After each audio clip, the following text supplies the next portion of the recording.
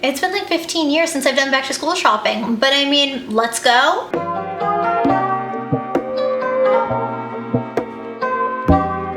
Hey besties, and welcome back to Sustainability Sunday, where every Sunday I give you all some tips on how to live more sustainably without hugely changing your lifestyle or breaking the bank. I know that we don't want to even think about the fact that it's back to school season, but it is. I've been out of school for a long time now, but my friends have kids that are in school. The girl that I used to nanny is about to be a freshman in college, so she's about to go off in dorm. And it's been back to school shopping time for all of my friends. Whether you are sending your kids to preschool or elementary school, or if you're going to a new grade in high school, if you're going away to college, you can do it more sustainably. It's super simple when you actually look into it a little bit. The first thing is probably the easiest. You don't need a whole new wardrobe. Like, yes, if you're going away to college, yeah, get a sweatshirt with your college's name on it.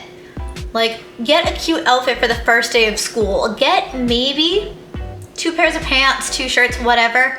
Get maybe a few pieces to last you for the school year, especially if you have younger kids in elementary school and they're growing. Oh yeah, they're gonna outgrow a lot of their clothes. I'm seeing my friend go through that right now with her kids. But you don't need an entire new wardrobe for back to school. You just don't need it. On that same note, you don't need a new backpack every year. You don't. If your backpack from last year is still doing good, why not use the same backpack? The backpack thing does tie into the boots theory that I know I've talked about a lot in this series. If you got a backpack from Five Below, no, it might not last you a few years. But if you had the money to invest in a nicer backpack, when I was growing up it was LL Bean or JanSport, it will last. So it sort of ties into that. If your bag is still hanging on and it's doing great, why get a new one? Although when I was in high school, we didn't really use backpacks anyways. We all used tote bags. I feel like I'm aging myself with that. I really do. This might be unpopular, but I used to always wait until like the second or third day of school to actually go and buy my school supplies. The first day of school, they're not giving you any assignments. I would bring a purse with, you know, a pen or two in it, maybe a little notebook in there so I could take down some notes. But I didn't bring any supplies. And you know what most of the teachers did? They gave us a syllabus that said what we needed. And at least at my high school, everything had to be color coded a specific way, which I think is ridiculous. But that's how it was. One class would require that your notebook be a blue 3 subject, and the next class would require it be a red 1 subject. And they had such strict rules about what color and how many subject notebooks you were supposed to have. Why would I buy them before seeing if they're giving me weird requirements? Although I did tend to fight with my teachers, Mead 5-Star makes this really awesome note binder that I cannot recommend that enough. And I think that might be the most sustainable thing that you could get. This is what it looks like. The rings are like flexible. It's flexible like a notebook, but you just put your own paper into it. It's amazing. I am obsessed with them. 10 out of 10 would recommend. And I do think they're more sustainable than notebooks because you can just load more paper in, take paper out. You don't run out of paper like you do with a notebook. 10 out of 10 would recommend these note binders. Honestly, amazing. If you're not going to wait for the syllabus to get what you need, only get black pens. I know a lot of people like blue pens. I had certain classes that you could only use black pens. Some were black or blue. People now are always getting all the like cute stationery that I love. I think it's beautiful. But if you're writing in pink ink or purple ink, it's not gonna get accepted. That means that you're just wasting your money and wasting the product. You're gonna buy these things and never use them, they're just gonna sit there. And is that sustainable? Listen, invest in a lunchbox. Because honestly, it's a lot more sustainable than getting food at school. At my school, the food was very expensive, very not good, and served on styrofoam. Also, when I went to school, we weren't allowed to have water bottles with us. A lot of teachers wouldn't enforce the rules, but some would. I feel like nowadays society has adapted and has said, oh yeah, the kids should be hydrated. But keep that in mind, that a lot of the time teachers would confiscate water bottles. Just make sure that you check what the school's policy is on that. Do not go out and buy all eco-friendly stationery. Don't do it. Don't go out and buy all these notebooks that say they're eco-friendly just because they say they're eco-friendly. Don't over-consume because it says it's eco-friendly. because you might not need it. And then it's still not eco-friendly, it's still not sustainable if you're buying things that aren't going to get used. Dry shampoo is your friend, and so is deodorant. And as much as I hate to say it, because it's not sustainable, but full body wet wipes. When I went to high school, when I was in gym class, we didn't have showers for after gym. We were running around getting sweaty and then being gross and having to just go to class. While it may not technically be the more sustainable option, please, for the love of God, bring some type of wet wipe and deodorant if you have gym. Please just do it. If you don't have access to showers at least. Because I'm pretty sure that's only in the TV shows. How many things can you reuse from last year? If you have younger kids, they can bring the same crayons. They can bring markers, they can bring colored pencils. They can bring the same supplies. Unless the teacher requires them bring a brand new set, because it has to be shared with the entire class, they can bring the same supplies. If it is required they bring a brand new set, okay, awesome, your kid leaves that set at school, and the old set is what they get to use when they're at home. There you go. That way you're not just throwing out last year's, you're still using it somehow at least. I know that we're being sustainable, but if teachers ask for paper towels, tissues, things like that, don't say no because they're single use. If they ask for Clorox wipes, don't say no and say, get spray in a microfiber cloth instead. Teachers are underpaid and they need these supplies. So like, we can be sustainable in other parts of our lives. Let's help the teachers out when we can though. They didn't do anything wrong. They just need a little bit of help. Obviously, if you're close enough, walk to school. If you're far enough away that you can take, the school bus, take the bus. That's definitely a lot more sustainable than each parent driving their kid. But some people don't have that luxury, so do what you can on that front. You might not be able to, but do what you can on that front. For my friends moving into dorm rooms, there are ways to do it sustainably.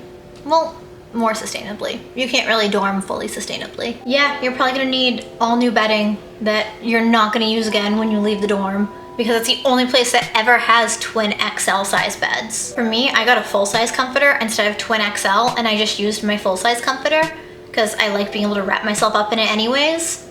So that's always an option, is go for a slightly bigger size. Use it when you're home, use it when you move out of the dorms as well. Sheets, that's a very personal matter. If you feel comfortable sleeping on used sheets, then you can very much look on Facebook Market. People are going to be selling them on Facebook. Once you wash the sheets, it's no different from sleeping in a hotel because those sheets have been slept on by people. But I understand if you don't feel comfortable with that judgment-free zone. If you have a roommate, talk to them before you move in, please. You don't want to show up and both of you have a mini fridge and both of you have a TV and both of you have a rug and both of you have 2 lamps. You don't want that. You want just enough for both of you to get by. And that's what sustainability is. It's not getting all this extra stuff that's not going to be used. When it comes to decor, do you know what I did for a lot of things? I printed pictures myself. Literally, instead of going out and buying posters and buying canvas prints and things like that that are mass produced and everyone has them, I found things that I liked on, back then it was Tumblr, now you can go on Pinterest. Find things that you like, print them out at home on the printer, or if you don't have a printer at home, at the library. You might have to pay for it, but it's like 10 cents for a print. That's what I did. I printed up pictures of me and my friends. Obviously, if you can switch to all digital for things, it may technically use more electricity and be a little bit worse for the planet in that sense, but it creates less waste. Because let's be honest, is anybody recycling their old notebooks, or are they just throwing them in the garbage? I think we can all agree that people are just throwing them in the garbage. Same thing for old binders. Same thing for all those pens. Nothing's being recycled properly. It's all just being added to a landfill. If you already have a laptop you can take notes on, if you already have an iPad that you can take notes on, why not just take the notes on it? If you're living in the dorm, I know that paper plates and paper bowls and plastic cups are going to be the easiest way out. I know that. I lived there. I understand. Please, I'm begging you, do not get them. Go to Dollar Tree, get one of the basins from Dollar Tree, get like 2 bowls, 2 cups, some utensils, get just a bottle of Dawn Power Wash to go with it. And then you have, your bowls, your utensils, your cups. When you need to, just go into the bathroom with them in the basin with the power wash. You can wash them in the bathroom sink. That's what we had to do. I know that I personally back then used paper plates a lot because I didn't want to try to do dishes in the dorms. But it's so much better for the planet. It's so much better, I promise. Plus, when you have friends over, if you're eating in your dorm, it's gonna feel classier to eat out of actual dishes instead of off of paper plates. I know that I always suggest this, but thrift. Thrift your decor. Thrift dorm room supplies. Thrift the lamp that you want. You want a lamp for your dorm room? Go thrifting. You want a rug for your dorm room? Go thrifting. Maybe, I don't know. I'm a little concerned about bed bugs, so I personally won't thrift rugs, but like, some people are okay with it. It's iffy ground, in my opinion. But you're in a dorm. There's a good chance that you might get bed bugs anyways. And remember that you're not designing your dorm to impress anyone else. You're designing it to be you. That means don't go out and buy things for your dorm just because they're trendy. Only get things that you actually want, which means, again, thrifting. Yard sales, it's still yard sale season. Around here, the very beginning of September is what we call Alston Christmas, where all the leases are changing on the apartments in Boston. So everyone that's moving out is just leaving all their stuff on the street. You can find almost anything on the street end of August, beginning of September, at least in Boston. Listen, if you really don't feel like thrifting, I'll link below a list to more sustainable options for your dorm. It's not gonna be the most sustainable, but it'll be more sustainable than just getting those same cheap Sterilite plastic drawers that everyone else has. I'll link that below. If you are a parent stressed out and back to school shopping for your kid, look through what you have first. Look at what notebooks you already have, what pens and pencils you already have. Figure out what you have from there. Look at the clothes and what clothes fit your kid. Figure out where to go from what you already have. From there, make it easy. Send them to school with a reusable water bottle if the school allows it, which I feel like most do now. For their lunch, send it in little reusable Tupperware instead of in a Ziploc bag. Or even better, get those reusable silicone bags, send it in that. It's simple little things that aren't really going out of the way much, but it makes a huge difference. Not going through a Ziploc bag a day for a sandwich makes a huge difference in the long run. Same thing goes for plastic one-time use water bottles. Not going through one of those, 2 of those a day, huge difference. Wait to see what you actually need. You can also ask in Facebook groups, post in Buy Nothing groups saying, hey, I need to get, this many notebooks. Does anyone have extra notebooks lying around? Most people do, and most people are happy to help. That's being extra sustainable because they're not throwing it out and you're not buying new.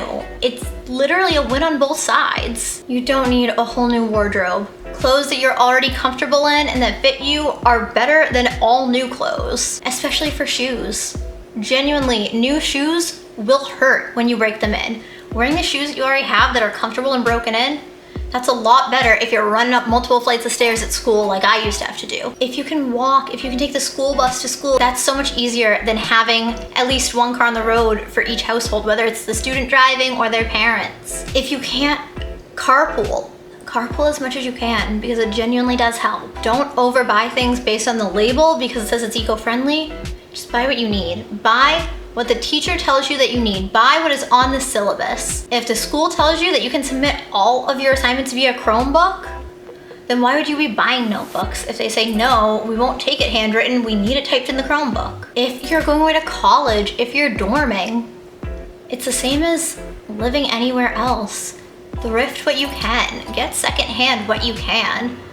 You can even post on local Buy Nothing groups near your college saying, hey, I'm moving into my dorm this day.